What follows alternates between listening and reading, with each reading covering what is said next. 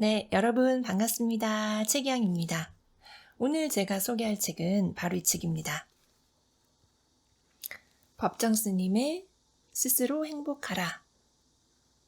네, 요 책 표지에 있는 이 글씨도 법정 스님께서 직접 쓰셨다고 하더라고요. 굉장히 잘 쓰셨죠. 네, 명필이셨던 것 같습니다.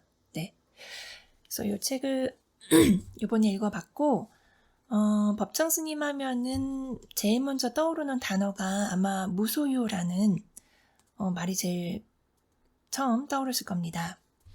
무소유 책은 제가 아직 읽지 못했는데 제가 이제 읽고 싶어서 도서관에서 찾아보기도 했고 또 서점에서도 찾아봤는데 절판돼서 없더라고요. 그래서 아쉬워서 또 온라인에서 여기저기 찾아봤는데 마침 판매하는 곳이 있어서 그 책이랑 요 책이랑 같이 구매를 했습니다. 그래서 무소유는 지금 중학생 아들이 읽고 있고 그래서 이제 제가 이 책은 먼저 읽었습니다.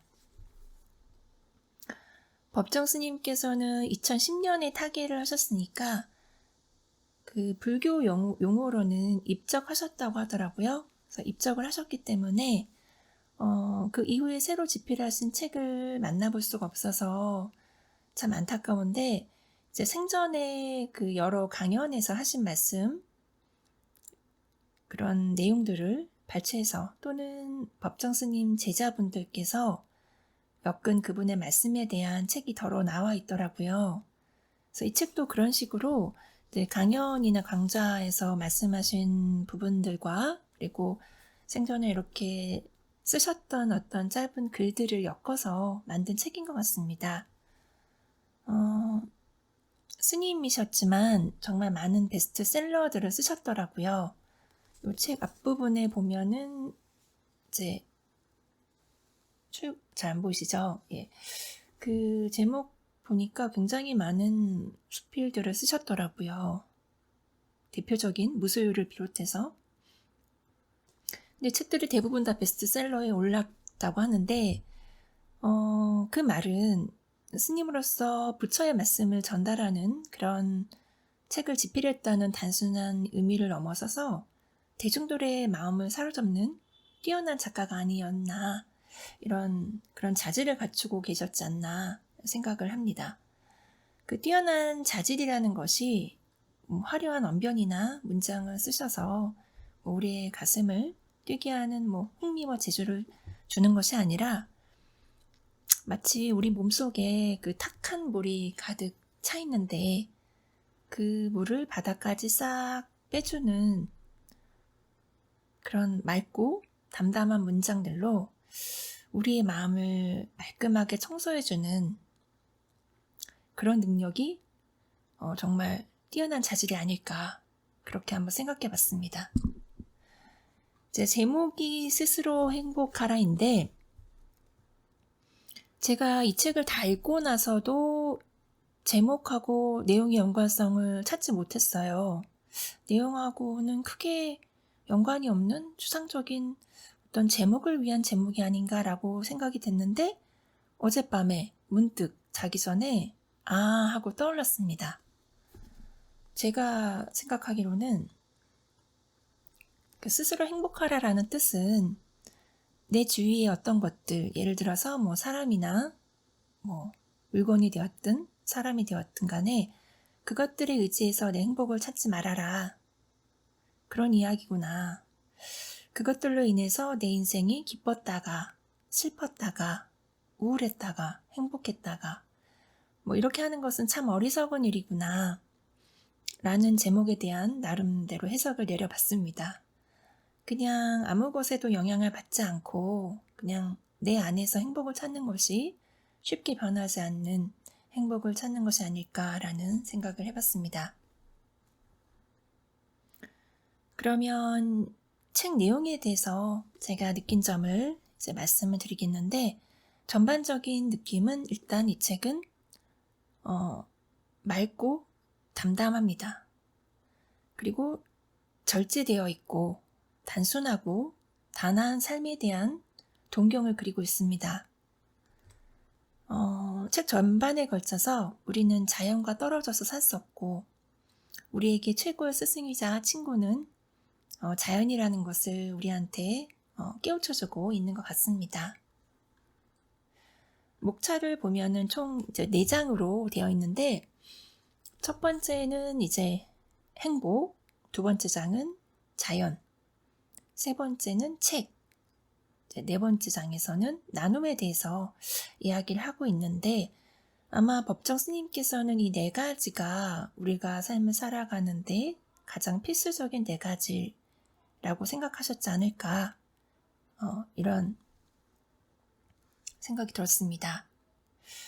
이 중에서 저는 이제 1장, 2장, 3장, 그러니까 행복, 자연, 그 다음에 책, 요것에 대해서는 제목처럼 스스로 행복해지기 위해서 항상 노력을 하고 있다고 생각합니다. 뭐 억지로 노력을 하는 것은 아니고, 첫 번째 행복에 대해서는 이렇게 말씀드릴 수 있을 것 같아요. 어렸을 때 저희 어머니께서 만들어주신 제 꿈은 피아니스트였거든요. 제가 피아노를 좀 잘 친다고 생각을 하셔가지고 피아노를 굉장히 열성적으로 가르쳐 주셨고, 저도 어떻게 저떻게 막 따라가긴 했었는데 결국은 그 꿈은 이제 무산이 되었죠. 제가 너무 싫어했기 때문에, 행복하지 않아서. 그랬는데 이제 가만히 이제 세월이 지나서 생각해 보면은 그때 그런 생각 했었어요. 어렸을 때부터 나는 그냥 평범한 가정을 이루고 행복하게 사는 현모양처 하고 싶다, 이런 생각 했었거든요. 근데 그 꿈이 지금 보니까 이루어졌어요. 뭐 특별히 막 무지무지하게 행복하다고 말씀드리기는 조금 그렇지만은, 이렇게 남편을 보면 좋고 아이들이 너무 사랑스럽고, 또 내가 밥 먹고 살 정도의 능력은 되니까 뭐 더 이상의 행복은 필요 없는 것 같아요. 그냥 이게 행복이구나 라는 생각이 들었고, 두 번째 장에서 말하고 있는 자연, 자연에 대해서 말씀을 드리자면은, 저는 이제 40여 년 동안 서울에서 이제 항공사에 근무를 했었거든요. 그래서 뭐 매일매일 수많은 사람을 만나고 대단히 시끄럽고 정신없는 근무지에서 일을 해왔습니다. 그러다가 이제 도저히 그런 환경에서는 버틸 힘이 없어서, 그리고 남편도 또 농사일을 하기를 원해서 같이 이제 귀농을 했습니다. 귀농이라는 것이 직장이 자연이잖아요. 공항버스를 타고 공항을 가는 것이 제 일상이었는데, 제 차를 타고 농장으로 이제 가는 그 산과 들에, 강에 둘러싸인 그런 길이 제 출근길이 되어버린 거죠. 그래서 출근길 자체가 산과 들로 강으로 가는, 여행을 가는 느낌이에요. 그래서 물론 뭐 농사일이 많이 고되기는 하지만, 그래도 사람들과 뭐 물건들과 아웅다웅하면서 돈을 버는 것하고는 이제 자연이라는 무대에서 제가 정당하게 노력을 해서 노동한 만큼 돌려받으면서 내 인생을 꾸려나가는 것은, 몸은 훨씬 더 힘들지 모르겠지만 마음은 훨씬 즐겁습니다.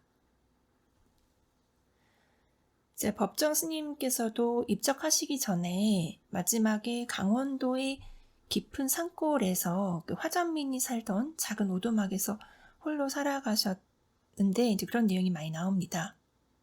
이제 혼자 사시면서 겪는 이제 소소한 일상 이야기들이 많이 나오거든요. 그것이 아주 자연스럽고 재미가 있더라고요. 사람의 발길도 없는 곳에서 아주 최소한의 소유물만 갖고 살아가셨던 이야기들을 읽으면서, 이곳이 바로 진정한 자유있고 자연과 함께하는 삶이 아니었을까라는 생각이 들었습니다. 세 번째 장에서 다루고 있는 것이 책인데요. 제가 이제 끼니는 굶어도 별로 힘든 것을 못 느껴요. 오히려 이제 몸이 가볍고 뭐 기분이 좋아요. 살도 좀 안 찌는 것 같고. 근데 책은 하루에 한 번이라도 아주 조금이라도 읽지 않으면은 자꾸 생각이 나고 읽고 싶고 아쉽고 그렇게 습관이 되어버렸거든요. 그런데 책에 보니까 법정 스님도 엄청나게 책을 사랑하는 분이셨더라고요. 근데 스님이셨으니까 불교 경전을 주로 읽지 않았을까 생각했는데 아주 다양한 분의 책을 섭렵하셨었고 무술을 주창하셨지만 책은 항상 곁에 두고 읽으셨던 것으로 책에 나와 있습니다. 참 반가웠어요. 법정 스님께서도 책을 좋아하셨다고 하니까 반갑더라고요. 법정 스님이 특별히 좋아하셨던 책들이 또 몇 권 소개되기도 해요. 그래서 저도 그 책들을 막 덩달아 읽어보고 싶어서 바로 막 온라인 서점에서 주문하기도 했거든요. 네, 그 정도로 참 같이 이렇게 공감을 해서 참 좋았던 그런 부분이 있었습니다. 책은 이제 저한테는 제 분수를 알게 하고 또 스스로 행복하게 저를 만드는데 도움을 주는 안내자라고 할까요? 그런 존재입니다. 마지막 4장에서는 이제 나눔에 대해서 말씀을 주시는데 나눔에 대해서는 제가 참 제 자신을 부끄럽게 생각하는 부분이기도 합니다. 나눔을 제대로 잘 실천하지 못하고 있는 것 같아요. 뭐 가족이나 가까운 지인들, 몇 안 되는 지인들께는 뭐 따뜻한 말 한마디나 배려는 같은 그런 정신적인 나눔은 생활 속에서 비교적 잘하고 있다고 생각하는데 물질적인 나눔은 거의 못하고 있다고 생각합니다. 왜냐하면은 제가 기본적으로 여러 사람들을 자주 만나지를 못합니다. 타인을 만나서 오래 이야기하고 그들과 같이 시간을 공유하고 함께 시간을 이제 보내는 것이 저에게는 참 힘든 일이에요. 진이 빠진다고 할까요? 정신적으로 너무 피곤해지고 힘들어서 사람을 잘 안 만나고 이제 집에서 책만 읽고 하는 스타일이다 보니까 나눔을 할 기회가 많이 없는 것 같아요. 나눔이라는 것이 꼭 큰 돈을 써서 비싼 물건을 줘야 된다 이거는 아니기 때문에 하다못해서 식사 한 끼 대접할 수 있고 감사의 의미로 작은 선물 같은 것들 이런 소소한 나눔을 실천을 해야 되는데 할 수 있는데 그러려면 사람을 만나야 되는데 아주 제한적이고 그래서 이제 소극적인 나눔밖에는 저는 하지 못하고 있다라고 제 자신을 반성하게 되었습니다. 사람이 이제 혼자 있는 것을 좋아하는 사람이라고 하더라도 혼자서 살 수는 없잖아요. 이제 법정 스님께서도 사람을 잘 만나지 않고 이제 인적 없는 곳에서 홀로 사셨지만 절에서 또 많은 강연을 하셨고 또 책을 집필해서 세상 사람들과 소통을 하셨잖아요. 그것들이 이제 아주 크고 멋진 나눔을 실천하신 한 방법이 아니었을까. 이런 생각을 했을 때 참 나눔은 중요하다. 이런 생각을 하면서 반성을 했습니다. 저도 앞으로는 조금 더 적극적인 나눔을 한번 실천할 생각을 하게 되었습니다.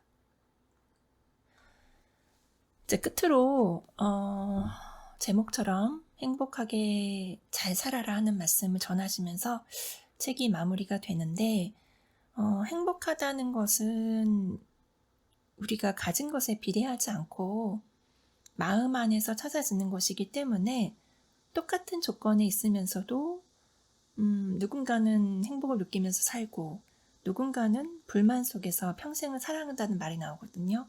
그 말이 참 가슴에 와닿았습니다. 또 남이 가진 것만 보고 그 가진 것을 부러워하면서 나 자신을 그런 사람들하고 비교하고 나를 비하하고 사는 것이 얼마나 불행한 것인지 생각을 해보게 되었습니다. 그리고 잘 산다는 것은 돈이 많은 부자를 의미하는 것이 아니라 가진 것이 많든 적든 덕을 쌓으면서 사는 사람이 잘 사는 것이다. 부자다. 이런 말씀하셨습니다. 여기서 덕을 쌓는다는 것은 남에 대한 배려라고 나옵니다. 덕을 쌓으면서 사는 것이 잘 사는 것이다 라는 말씀을 읽고 그것이야말로 진정으로 나를 위하고 나를 행복하게 해주는 것이다 라는 생각을 해보면서 이 책을 읽은 소감을 마무리했습니다. 네, 여기까지 스스로 행복하라. 이 책을 읽은 저의 소감을 여러분들께 말씀드려봤고요. 제 영상을 봐주시는 것도 또 여러분의 소중한 시간을 저한테 나눠주시는 거잖아요. 정말 저한테는 정말 크고 소중한 감사한 나눔입니다. 오늘도 그런 나눔을 저에게 주셔서 감사하고요. 다음번에도 더 유익하고 더 재미있는 책으로 여러분들 찾아오겠습니다. 지금까지 최기영이었습니다. 감사합니다.